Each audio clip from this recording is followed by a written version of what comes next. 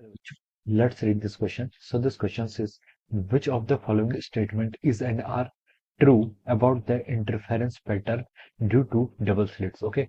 First statement is the interference pattern has equal number of bright and dark bandwidth. Second is the pattern is obtained by superposition of two waves originating from the two narrow slits. Third is we get a minima at an angle of lambda by a, where a is the distance between the two slits. Okay, a is the first only, b is the second only, c is first and second only, d is first, second and third. Okay, तो चलिए बच्चों अब हम इस question को start करते हैं. तो देखिए बच्चों, इस क्वेश्चन का की कॉन्सेप्ट हम क्या लिख सकते हैं. The key concept of this question, इस क्वेश्चन का की कॉन्सेप्ट हम क्या लिख सकते हैं. यहाँ पर हमसे पूछा गया कि कौन से स्टेटमेंट क्या ट्रू है regarding the interference pattern due to double slits. Okay, तो we can say that the key concept of this question is our interference interference pattern interference pattern due to double slit. Okay, यहाँ पर हम क्या देख रहे हैं, interference pattern की study कर रहे हैं due to the double slits. Okay, तो चलिए बच्चों अब हम इस क्वेश्चन को आगे फर्दर प्रोसीड करते हैं. ओके, तो देखिए बच्चों, इंटरफेरेंस पैटर्न होता क्या है. इंटरफेरेंस बेसिकली एक ऐसा फिनोमेना होता है जहां पर क्या होता है, आपका रीडिस्ट्रीब्यूशन ऑफ एनर्जी होता है. क्या होता है आपका redistribution of energy due to the superposition of the two waves. आपकी क्या होती है, दो वेव्स होती है. ओके, दो वेव्स होंगी. मान लीजिए पहली वेव की इक्वेशन आपकी क्या है, E01, ये आपकी क्या है, पहली वेव है. और दूसरी वेव आ रही है आपकी आ रही E02. ओके, ये आपके क्या है, दो वेव्स है. ओके, ये दोनों वेव्स क्या करती है, अगर आपस में सुपर इम्पोज होती है तो इसके कारण क्या होता है, आपका इंटरफेरेंस पैटर्न आता है. ओके, क्वेश्चन में बोला कि द इंटरफेरेंस पैटर्न जो हमें मिल रहा है उसके बारे में हमें बताना है डबल स्लिट के कारण. ओके, तो देखिए डबल स्लिट का मतलब होता है, देखिए ये आपका क्या है, कोई सोर्स है, दिस इज अ सोर्स, ये आपका क्या है, सोर्स है. और मान लीजिए यहाँ पर आपकी ऐसे स्लिट्स अपने यहाँ पर इसके आगे क्या रखे हैं, ऐसे स्लिट्स लगाई हुई है. ओके, देखिए सोर्स से क्या आ रही है, आपकी लाइट लाइट रेस निकल रही है. क्या निकल रही है, आपकी लाइट रेस निकल रही है. और ये आपका सोर्स है, तो हम बोल सकते हैं कि यहाँ पर क्या होगा, इसके कारण यहाँ पर आपके सोर्स के कारण क्या कुछ पैटर्न्स बनने लग जाएंगे. क्या बनेंगे आपके, कुछ यहाँ पर क्या बनेंगे, आपके पैटर्न्स बनेंगे. और देखिए अगर आपका देखिए ये आपका क्या, दिस इज ये आपकी क्या है, पहली स्लिट्स है. ओके, उसके बाद आपने क्या किया, यहाँ पर डबल स्लिट्स यूज किया. डबल स्लिट्स यूज किया मतलब ये आपका देखिए, इसको आप S1 बोल दीजिए, इसको आप क्या बोल दीजिए, S2 बोल दीजिए. दिस इज द सोर्स, ये आपका E01 का सोर्स है और this is the source for E02. Okay, इससे जो आपका फील्ड निकल रहा है, इलेक्ट्रिक फील्ड, वो E01 है, इसके कारण क्या E02 है. और यहाँ पर देखिए जो स्क्रीन है, this is called our screen, ये क्या हमारी स्क्रीन है. ओके, इस स्क्रीन से क्या मिल रहा है हमें, इस स्क्रीन पे हमें इंटरफेरेंस पैटर्न यहाँ पर ऑब्जर्व होता है. क्या होता है आपको, इंटरफेरेंस पैटर्न यहाँ पर ऑब्जर्व होता है. ओके, ये हम देखें यहाँ पर एक इस सोर्स का हम यूज इसलिए कर रहे हैं क्योंकि ये क्या आपका कोहेरेंट सोर्स की तरह हमारे यहाँ पर यूज कर सकते हैं. ओके, क्योंकि देखिए जो आपकी लाइट है, लाइट की क्या आगे आपके सेम फ्रीक्वेंसी की लाइट आपकी S1 से भी पास होगी, S2 से भी पास होगी. तो हम इसका यूज किया क्यों कर रहे हैं, हम इसका यूज S1 और S2 का से पहले हम इसका यूज इसलिए कर रहे हैं ताकि हमें क्या मिले, कोहेरेंट सोर्सेस मिले, सोर्सेस ऑफ सेम फ्रीक्वेंसी, इनकी क्या होनी चाहिए, फ्रीक्वेंसी और कांस्टेंट फेज डिफरेंस होना चाहिए. ओके, अब देखिए, तो इस स्क्रीन पे हमें क्या मिलेगा, आपका इंटरफेरेंस पैटर्न मिलेगा. इंटरफेरेंस पैटर्न मिलता है जिस पर क्या होता है, आपका सेंट्रल क्या होता है, आपका मैक्सिमा, सेंट्रल क्या होता है, आपका मैक्सिमा होगा.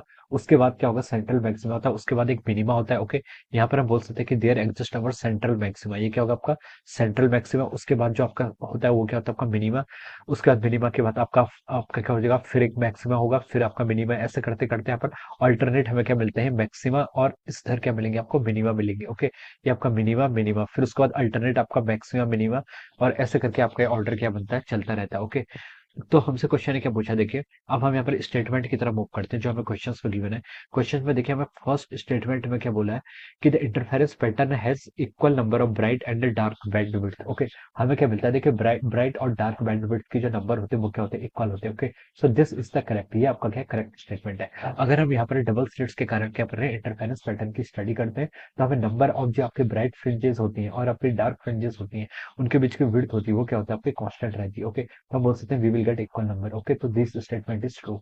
सेकंड बोला कि the pattern is obtained by superposition of two waves originating from the two narrow slits. Okay, this statement is also correct. Okay, यहाँ पर देखिए हमारे पास क्या है, एक सोर्स एस था सबसे पहले, उसके बाद हमने इसको क्या पास कराया, उसको हमने S1 और S2 दो स्लिट से उससे जो लाइट आ रही थी उस सोर्स से वो पास कराया. क्यों कराया, ताकि हमें कोहेरेंट वेव मिले.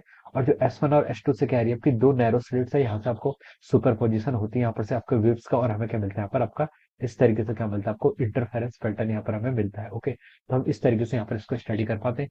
This is our central maxima, ये वाला जो है ये आपका क्या है, सेंट्रल मैक्सिमा है. उसका मिनिमा होगा, उसके बाद आपका फिर एक मैक्सिमा होगा, उसके बाद मिनिमम, फिर एक मैक्सिमा, ऐसे करते करते आपका पैटर्न बन जाता है। ओके, थर्ड स्टेटमेंट में क्या बोला है, देखिए थर्ड स्टेटमेंट में बोला है we get a minima at an angle of lambda by a where a is the distance between the two slits. Okay, तो देखिए ये स्टेटमेंट आपका रॉन्ग हो जाएगा। ओके, तो देखिए आपका डायफ्रैक्शन का फॉर्मूला क्या होता है, डायफ्रैक्शन आपका देखिए सॉरी इंटरफेरेंस आपका क्या हो सकता है, कंस्ट्रक्टिव भी हो सकता है और डिस्ट्रक्टिव भी हो सकता है।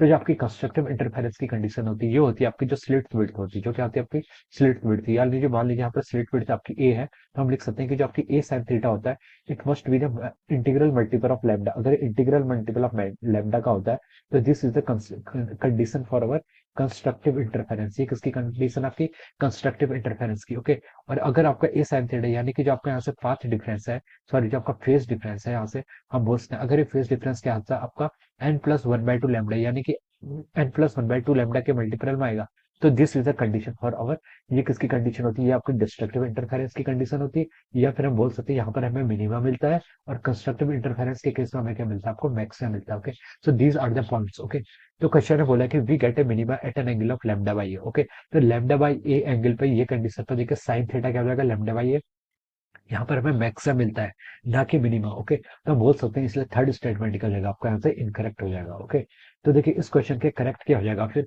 हमसे पूछा था कि which is the true of statement, तो हम बोल सकते हैं first and second statement is the true statement. Okay, so we can write down that our option कौन सा हो जाएगा, आपका ऑप्शन सी मैच कर रहा है। So we can say that option C is the correct answer of this question. Option C क्या हो जाएगा आंसर, इसका करेक्ट आंसर हो जाएगा। Okay, so I hope you all understood this concept. All the best and thank you.